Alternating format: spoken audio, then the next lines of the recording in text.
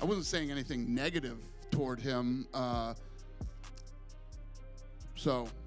You know, and I think the things can be taken out of context, or he didn't see what I said. If you get punched, kicked, kneed, elbow in the eye, you got to fight through it. I did fight through it against Andrei Arlovski, as we just spoke about.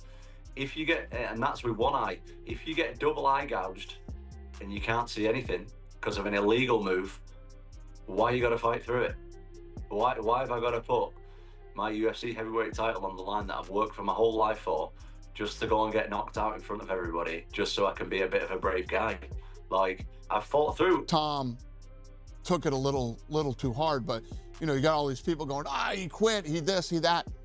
It's easy to sit on the couch or sit on the chair and watch somebody get poked in the eye and go, oh, you know. Dana White has finally had enough, and his latest response to Tom Aspinall's eye poke claims has the MMA world buzzing. Over the past few weeks, Dana White's reaction to Tom Aspinall getting eye poked by Cyril Gane has gone viral across the combat sports world. When asked about the incident, White made a strange comment suggesting that Aspinall didn't want to continue the fight, which sparked chaos and heated debates everywhere. He had Tom bloodied up, and you know, Tom didn't want to continue in the fight. A few days later, Tom Aspinall spoke on the Ariel Helwani show, reflecting on how disappointed he felt about the entire situation. He was particularly critical of Dana White's behavior, describing it as careless and upsetting. While in the hospital, Aspinall revealed he was on the verge of psychological strain due to the constant framing of White's comments about his eye poke. He recalled that he had faced a similar situation before in the UFC and managed to continue, but this time it felt completely different, and Dana White's remarks left him feeling deeply hurt. Slightly disappointing because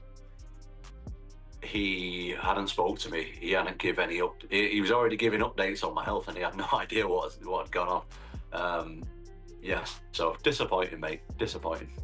The notion of it being framed as Tom didn't want to continue, as opposed to he got poked in the eye, he couldn't see, he can't. That stuff. That phrase, the way that picture was painted. In the moment, you're in the hospital, you're hearing this, you're seeing this, and how did that sit with you? I was very disappointed. Yeah, very disappointed. Do you think the way that was phrased led to some of the criticism afterwards? In other words, if he would have come up and said, poked in the eye, illegal, couldn't see, couldn't continue, serious injury, etc., people would have laid off. They would have taken cues from him. Now, Dana White's attitude is under scrutiny after this whole drama, as Tom Aspinall's revelations have caused quite a stir. Aspinall, a fighter who has given so much to the UFC and even stepped in on short notice, criticized White for not even sending a message to check on him, despite claiming there was nothing wrong with his eyes. What he revealed next was even more shocking. Tom admitted that he doesn't have a good relationship with Dana White, and that he usually communicates with Hunter Campbell instead of White directly. Relationship with, I speak to Hunter. You're the heavyweight champion of the world. You're a huge star. You've taken fights on short notice. You've been backup fighter. You stayed on the sidelines for etc. It surprises me a little bit, the face of the UK fight scene, all that stuff. It surprises me that you have no kind of relationship with him. Yeah, I don't really know what to say. That's the way it is. Has he sent you a text or DM in the aftermath? Hope you're feeling better. No, nothing like that. Nothing like that. He actually gave, like I said, he started giving updates that there was nothing wrong with my eye when that isn't the case. So right. No, I've done. Like I say, I've done a lot for the UFC. So yeah, disappointing. But here's the twist. Dana White's recent response to the Tom Aspinall situation has sent fans into a frenzy. Many are upset about the way he addressed the matter. When Tom accused him of not even sending a message, White initially said he didn't remember what he had said. He also tried to explain that his comments had been taken out of context and that he didn't mean any harm. At the same time, he appeared to mock Aspinall's criticism, calling his behavior childish and sarcastically reminding everyone that he is not a doctor responsible for checking on Tom. Tom Aspinall did interviews recently saying that his eye is not better. He was a little bit disappointed with some comments you made. Have you spoke to Tom? Do you know anything about that, and what's your reaction to what he said? I have not. Yeah, I mean, I get it. I don't remember exactly what I said. What did I say? That his just said you think that I think his eyes are okay. Yeah. Since no more pay-per-view, David with MMA Myanmar. Hold on, sir. I'm still talking to this guy. Sorry, my bad. Here's the thing. So obviously, and I know Tom said, you know, I haven't even talked to him and all that stuff, but we have people all over him right now, you know, checking up on him, making sure he's good. Does he need any help or, you know, any specialists? Yeah, I'm no doctor. And that's not all. Dana White's comments went even further. Despite claiming he wasn't being disrespectful or making derogatory remarks, his response came across as completely dismissive. What he insisted was nothing negative actually spoke volumes about how little he seemed to care about his fighters. He even mentioned that he had sent his team to check on Tom Aspinall, but his words only fueled chaos among Aspinall's fans. Many felt it was essentially his way of saying he didn't really care. What I've heard, and that was in no way, you know, it wasn't said in a way that they're like, oh, what do you think? I said, I think he's fine. It wasn't like that. I said, I think Tom's eyes are good. He's going to take some time, heal, come back to, you know, that's all I said. I wasn't saying anything negative toward him.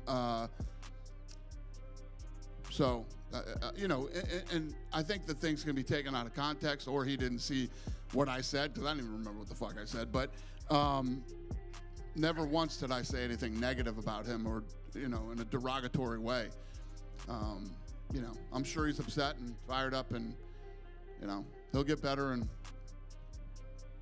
get him back in there. But that's not the part people are missing. Tom Aspinall came back from the hospital with full receipts showing exactly what went wrong, and it sparked a whole new wave of discussion. MMA Guru reacted sharply to the growing scrutiny, saying Tom is returning under more pressure than ever, and this next year will define how he's viewed. He also called for Cyril Gane to be held accountable, labeling the foul dirty, and pointing out that Gane has a pattern of eye pokes whenever his opponent gains momentum, something Guru claims comes from the influence of John Jones, with even other fighters in Gane's gym showing the same habits. He's calling him out for cheating, and he goes through the clips of Cyril Gane. We've all seen them. Cyril Gane fouling in fights, putting his fingers out there non-stop in the eyes of Tom Aspinall in this fight. He also does the back of the head shots all the time as well. So Tom's coming out with receipts, and he thinks this was absolutely Cyril Gane trying to do him dirty. And it's true. I've seen Ben Askren saying, this is whiny from Tom, such a bad look. It's the case. It's about time Gane gets held accountable for the fact that he's constantly fouling opponents and constantly outstretching his fingers in the eyes. We've seen many people make videos on this. Imavov, a guy from his gym, does the exact same thing. Anytime his opponent gets momentum, he just jousts his fingers in the eyes. Kyle Anthony Mee, better known as the MMA Guru, even went on to blast Dana White for his comments toward Tom Aspinall. Not just the initial reaction, but Dana's recent responses too. Guru believes the way Tom has come back with energy, shutting down critics and expressing disappointment in Dana's attitude has only fueled the fire. He sent out a loud warning to Dana to be careful with his words, saying things can escalate fast behind the scenes. Guru even stressed that with the way Tom is fired up, a backstage clash could happen anytime, and he feels Dana is acting childish by not controlling his tongue. I don't know, I think Dana needs to watch his mouth. Next time he's walking around backstage, now Bully Aspinall's around. Dana needs to watch his tongue from now on, or there's going to be major problems, okay? You best watch his back at the UFCPI, because listen, Tom Aspinall's there for a scan, there to go in the sauna or something, there to go in that cold plunge. Dana's going to be looking over his shoulder quite a bit, I tell you, or there's going to be a wedgie coming his way, okay? There's going to be a swirly in the UFCPI cold plunge for Dana White if he's not careful, okay? So we best change that attitude right around, bucko. But all this criticism leaves one big question hanging. Does any of it even matter to Dana White? While opinions may vary, his recent interview makes one thing very clear. Dana isn't losing sleep over it, and when it comes to controlling his tongue, the way he talks suggests the answer is a firm no. Never. In this new interview, Dana even pushed back on Tom Aspinall for taking things too personal, saying it's always easy for people on the outside to talk. He dismissed the backlash, suggested Tom was overreacting, and advised him to stay off the phone, focus on recovery, and return when he's ready. And I think that, I think Tom took it a little too hard, but, you know, you got all these people going, he quit, he this, he that. It's easy to sit on the couch or sit on the chair and watch somebody get poked in the eye and go, or get punched and knocked out. You go home, you recover, you get back in the gym, and we get back out and start fighting again. From this entire situation, one thing has become crystal clear. Dana White isn't planning anything special to address eye pokes in the UFC. On one hand, he mocks those who expect rule changes, saying nothing can truly prevent eye pokes. On the other hand, he tries to sound firm by talking about potential penalties while still calling eye pokes a very rare issue. Dana admits eye pokes are unfortunate, but if fans think he's ready to take real action, the answer is a straight no. And the way he has handled the whole matter has only damaged his image as CEO even further. We've messed around with gloves. We've tried to do all these things to, you know, I think the big talk is if you can, if there's harder penalties for doing it, guys would be a lot more conscious of it. Because you always have these guys when, if you're throwing punches and I'm blocking your punches, you know, and then you got a guy that reaches out to catch something and the other guy's coming forward, it's going to happen. It doesn't happen as much as it you know, as it seems. Can't remember what the number was. Do you know the number, Linnea, of eye pokes that we've had? It's like 100 and something eye pokes over thousands of fights. Dana White has been warned to watch his words, but he continues speaking in his usual blunt and often disrespectful manner. For example, when asked about introducing fines or any real punishment for fighters who commit eye pokes, Dana's response was far from convincing. He made it pretty clear he's not buying into the idea of penalties at all. While Tom Aspinall openly calls Cyril Gane a cheater, Dana insists there's nothing that can be done about it right now. And in his own way, he's sending a message to fans. Cyril Gane won't be held accountable, and neither will anyone else. We will definitely figure something out, but it's like bad decisions, bad referee calls. I mean, it's never going to go away. It's always going to be here. You know, it's not like we're going to create some invention that nobody can get eye poked again. It's not going to happen. I guess the logic from some people is if you punish people more, right, they're going to be more careful.